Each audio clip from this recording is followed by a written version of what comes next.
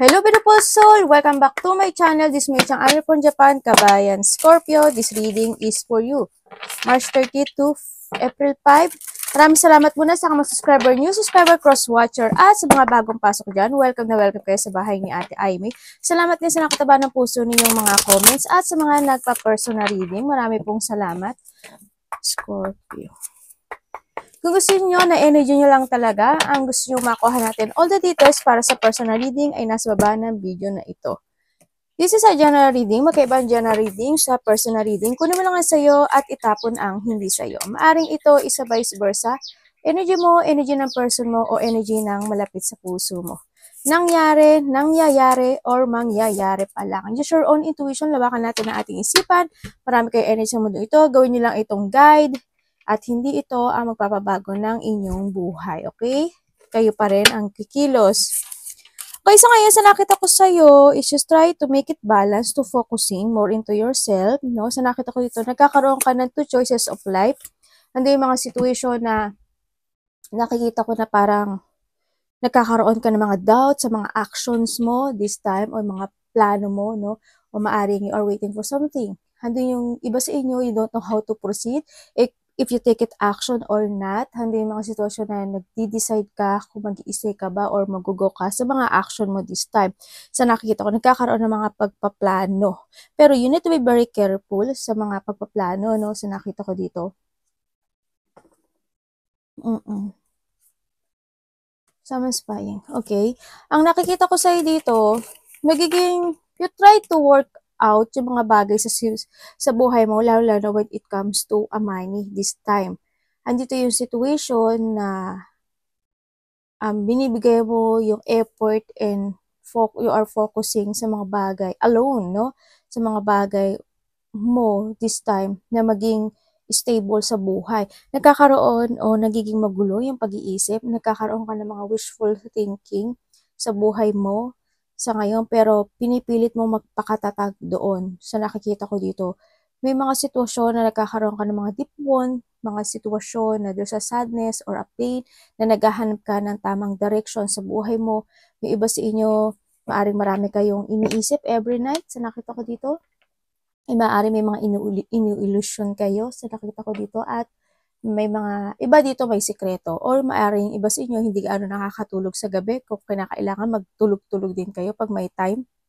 Yung may mga bagay o sitwasyon ako nakikita na you are very patient dun sa bagay na yun, o maaring iba sa inyo is nagtitiis kayo, o may mga kinikim-kim kayo na situation into your life. Yung iba sa inyo siguro, handin yung point na may mga bagay na hindi mo pa kayang i-accept this time sa nakikita ko dito. You feeling alone, or maaari din yung iba sa inyo mayroong problema with it comes to money, or there's a hardship situation na nakakaramdam ka ngayon sa buhay mo. Medyo may mga pinafantasizing ka, daydream ka, o nagkakaroon ka ng mga choices sa buhay mo, sa mga decision making mo this time sa nakikita ko dito. Yung iba sa inyo, siguro may mga situation na hindi ko alam kung lilipat ka ng bahay, bibili ka ng bahay, o magpapagawa ka ng bahay. May nakita akong ganun. Or someone sa family mo is mag-change, no? Sa nakikita ko dito. May pag-change happen. Nagkaroon ng mga abandonment in the past. Sa nakikita ko dito, maaaring may mga inabandonahan ka o inabandonahan mo, no? Sa nakita ko to. At meron ding situation na maaring the past is may mga nawalang buhay, ano, sa nakita ko dito. Mga bagay ka na gusto mong i-working out dito sa nakikita ko dito. Gusto mong magkaroon ng development doon, pero naguguluhan ka. Hindi ko lang alam why, pero may sadness ako nakikita sa'yo dito. Tingnan nga natin ang iyong... You need to trust more to your instinct, ano? O listen to your inner voice dito sa nakita ko dito.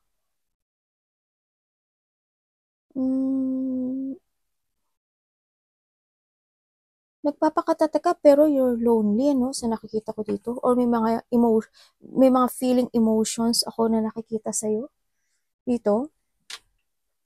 Hindi na nakikita ko sa'yo. kakaroon ng mga delusion. Tingnan natin ang iyong energy this week. Okay. Ang energy mo this week, ang nakikita ko sa'yo,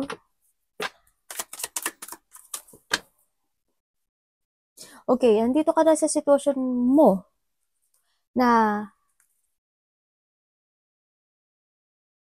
tinatry mo na magkaroon ng isang development sa sitwasyon mo this time, maaring sa trabaho mo or sa partnership, ganyan, o kaya sa isang sitwasyon na meron ka sa ngayon. Kasi andito rin si lovers o maaring sa karelasyon mo, no? Andito yung sitwasyon na may mga unfinished business akong nakikita sa'yo.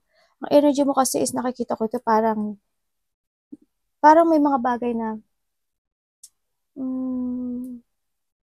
nagkakaroon ng delay dito. So nakita ko dito.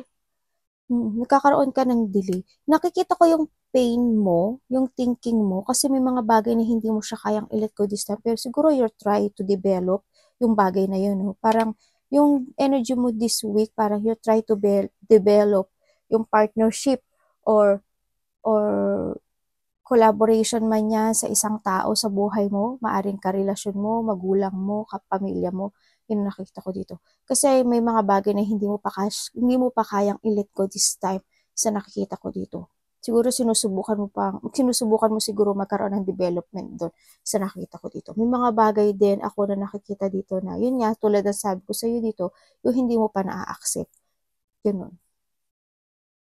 Nagkakaroon ka ng mental trap or mami-mental trap ka this week, no, sa nakikita ko dito. Maaaring sa taong makakausap mo, ganyan, sa nakita ko dito. Baka doon ka ma-mental trap. May tao dito na magkakaroon ng union or pagkikita or someone sa buhay mo, gusto niya ng open communication sa'yo dito sa nakita ko dito. Or maaaring kakausapin ka niya or ikaw ang kakausap dito. Ito. So ba dito ano to? Maaring kapatid mo, o kaya lovers mo, or tatay mo. Parang ganun sa nakita ko dito. Yung nakikita ko dito. Or maaring siya ang kakausap sa'yo. Mayroon din ako nakita ditong mother figure eh. Parang ang sad-sad mo. May mga sadness ako nakikita sa'yo. Tingnan ko nga itong si Six of Swords. Tapos na po ito. Anong mangyari kay Six of Swords? Okay, this week medyo hindi, meron ka mga, a memory from the past na medyo maiisip mo, kaya ma-remanizing mo ata. So, nakikita ko dito, there's a lack of clarity. Ako na nakikita this week sa'yo. There's a sadness, self-doubt, mga false impression, mga situation na malulungkot ka o mapanghihinaan ka ng loob. Ganun. May mga sadness happen this week sa'yo. Pero, try to develop, sa nakita ko dito, huwag ka mag-focus dun sa negativity. Okay na kailangan na, na magkaroon ka ng acceptance or, hindi nyo, i-leave behind mo yung bagay na yun. Mas good sa nakikita ko dito. Kasi parang may bagay o sitwasyon ako nakikita dito na hindi mo kayang iwanan o hindi mo, may mga unfinished business, kumbaga. Tingnan natin ang parating sa'yo. Ano parating this week?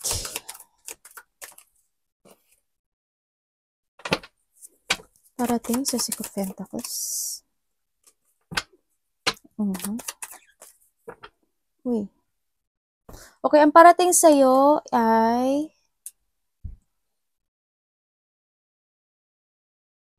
meron kang isang bagay na bibigyan mo ng effort sa nakita ko dito. Four of Swords. Ibig sabihin, may makikipag-usap sa'yo. Ay, teka, tingnan ko ha. Anong pwede ko malaman kay ano? Okay.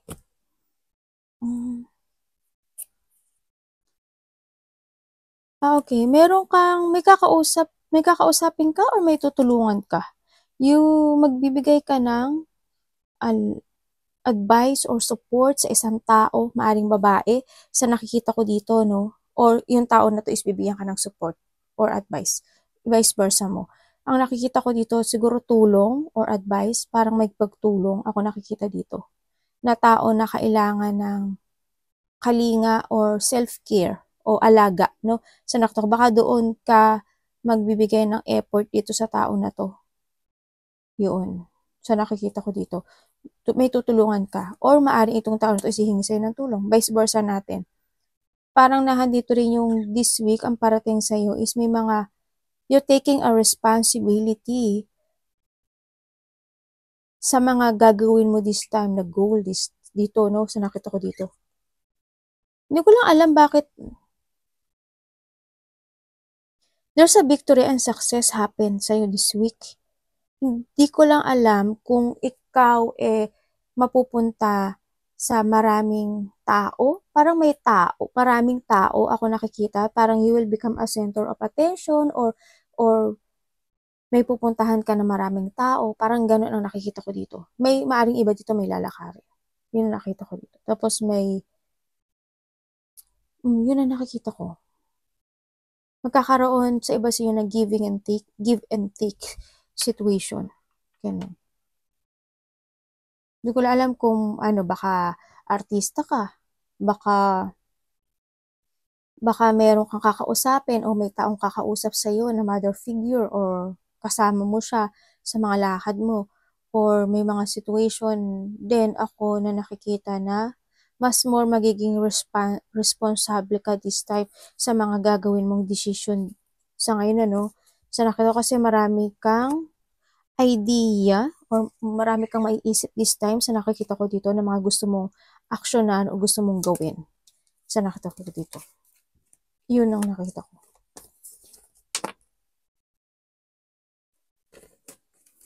May mga ka daw, may mga problema. Ako nakikita na magtatapos na. May mga bibigyan ka ng effort and hard work. Ano ang dapat iwasan ni Scorpio?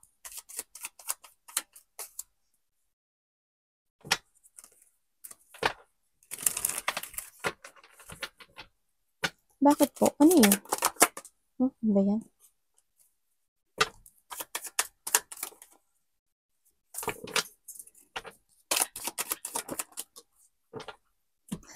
Iwasan mo daw yung lovers. Ano ba yan?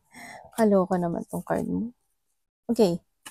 Ang iwasan mo daw, yung magpa-stress ka sa mga tao na makakausap mo, ganyan, or yung mga situation na iwasan mo yung mga situation na mga tao na ayaw naman nilang makipag-commit sa'yo pero makikipag-commit ka. Yung mga ganon sa nakita ko dito. Iwasan mo rin yung stress, pag-aalala, depression, anxiety. Yan. Iwasan mo din yung mga situation na natapos na, no? Iwasan mo yon. And you need to very care sa sarili mo this time sa nakikita ko dito. Yun. Give an effort and hard work para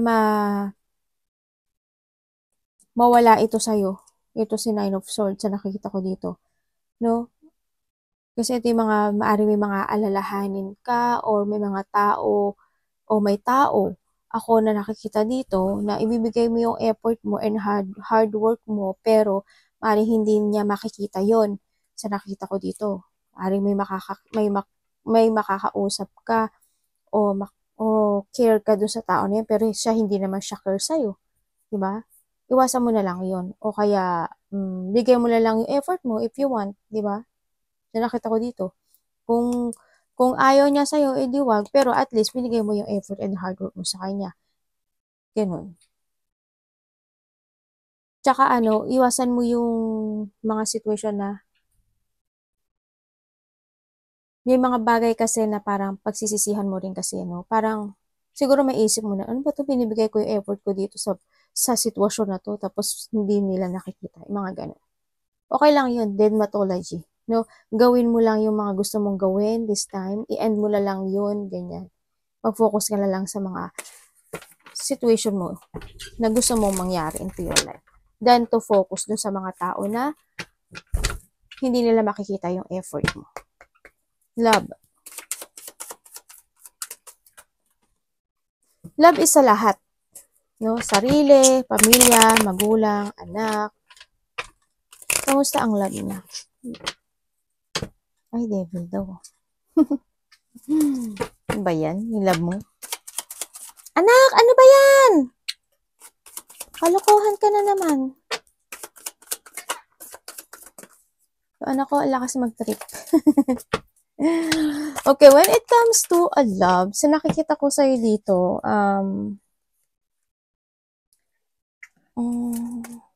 may tao dito na maaaring vice versa tayo ha. When it comes sa love kasi there's a lack of progress, no?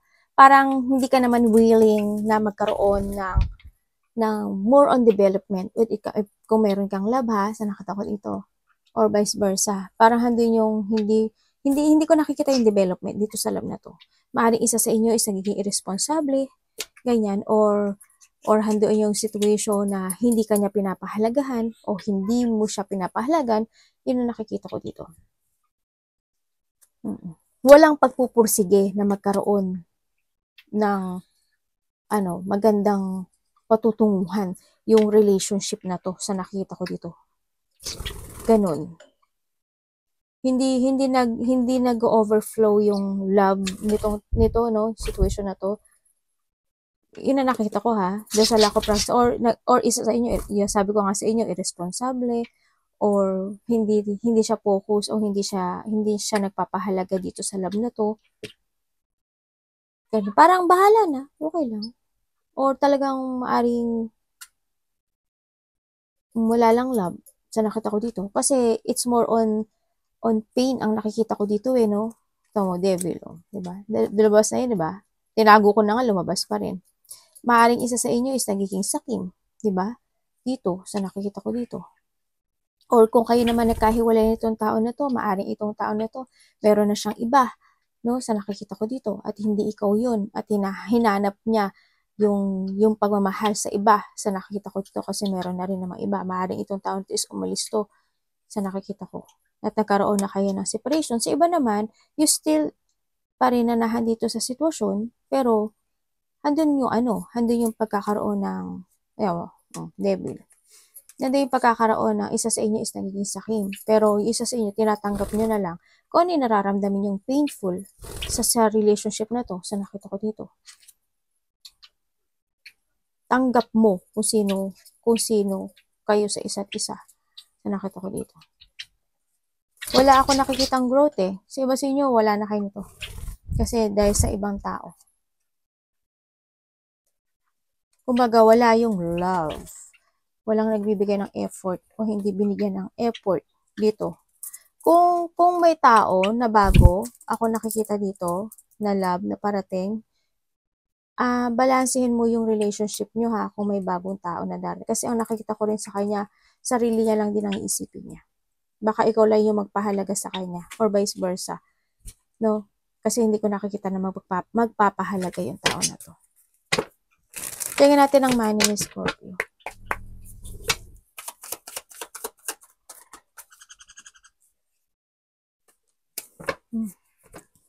Ano ibig sabihin?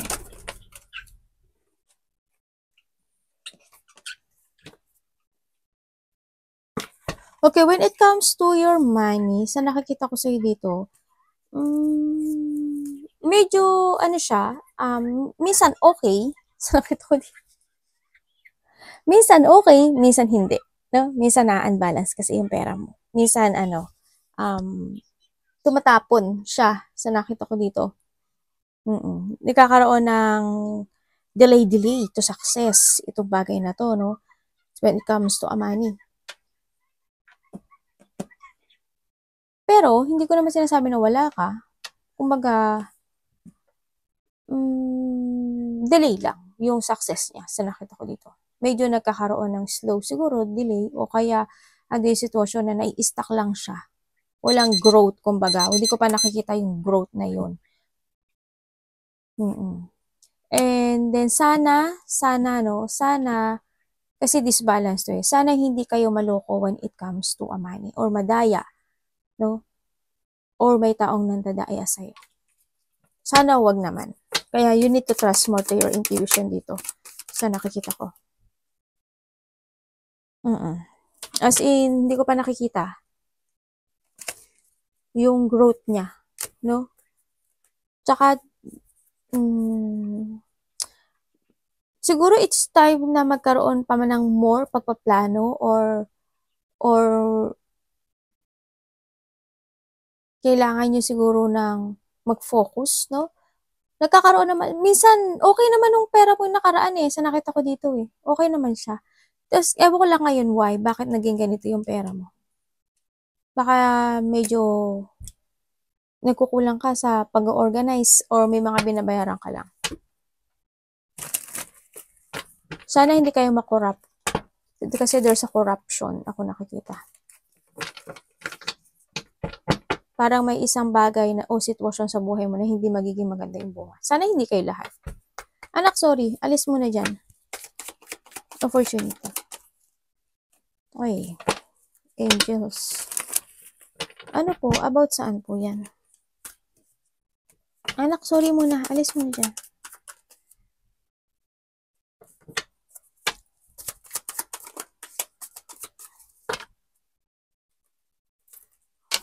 Okay. Ang nakita ko sa iyo ito, opportunity mo is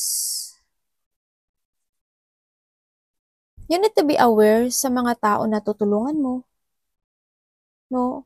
Or hindi yung kailangan magkaroon ka rin sa iba sa inyo ng self-evaluation kung sino yung mga taong pakikisamahan mo. Kasi, ang nakikita ko dito is may tao dito na maaring you are very care o kakilala mo, kaibigan mo, halimbawa, yung karelasyon mo sa iba. Andito yung pagkakaroon ng mga, there's an unfaithful na tao, liar, manipulative, moody, and then may nakikita akong selos, lalaki man siya, babae. Maaring may tao na magkakaroon ng hot temper sa'yo or sandali lang anak, ate de. May tao na magiging masungit o magagalit. Sana hindi ikaw yun, no? Sa nakita ko dito. Or sa iba, sana walang trouble. Sa iba naman, sa nakikita ko, you need to be aware, sa nakikita ko dito, ang nakita ko dito, may tao dito, ikaw or someone, na kailangan niya ng caring. Kasi ang nakikita ko sa kanya is, medyo mahina siya or may sakit itong tao na to, sa nakikita ko dito. Parang may sakit siya. Maaaring ikaw or someone into your life na babae, no, babae ito, may sakit siya. Yung nakita ko siya, medyo kailangan daw ng alaga nitong tao na to. Tsaka may mga bagay na na nangyari na wag mo nang ulitin. Advice po kay Scorpio.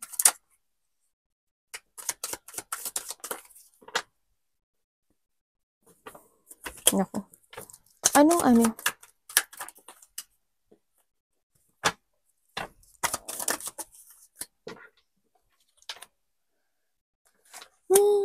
Okay. Ang nakikita ko sa'yo dito, may mga situation sa buhay mo na hindi pa talaga totally natatapos or there's an incomplete situation. Ako nakikita dito. May mga kamalian na naganap o nangyari. Maaring this is the past. Na nakita ko dito na maaring itong tao na to is makikipag-reconciliation sa sayo or may tao dito na hihingi ng forgiveness sa nakita ko dito. Pero, or ikaw Pero nakita ko dito sa kanya, naguguluhan siya. Maaring hindi niya alam paano kanya kakausapin sa nakita ko dito or maaring itong tao na to sa iba sa inyo is magsishare lang siya ng problema sa'yo sa kanya mga pinagdadaanan sa buhay niya. Maaring gano'n na. Sa iba,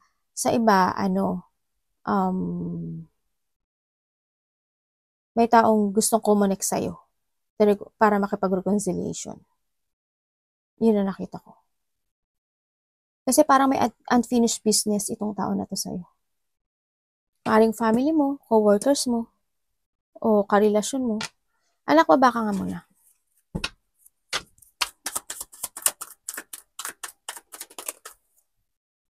Maaring family member. Kasi andito si family. No? Maari ding may makikipag-usap sa'yo na kapamilya mo at may sasabihin sa sa'yo na problema niya. Yun nakikita ko dito.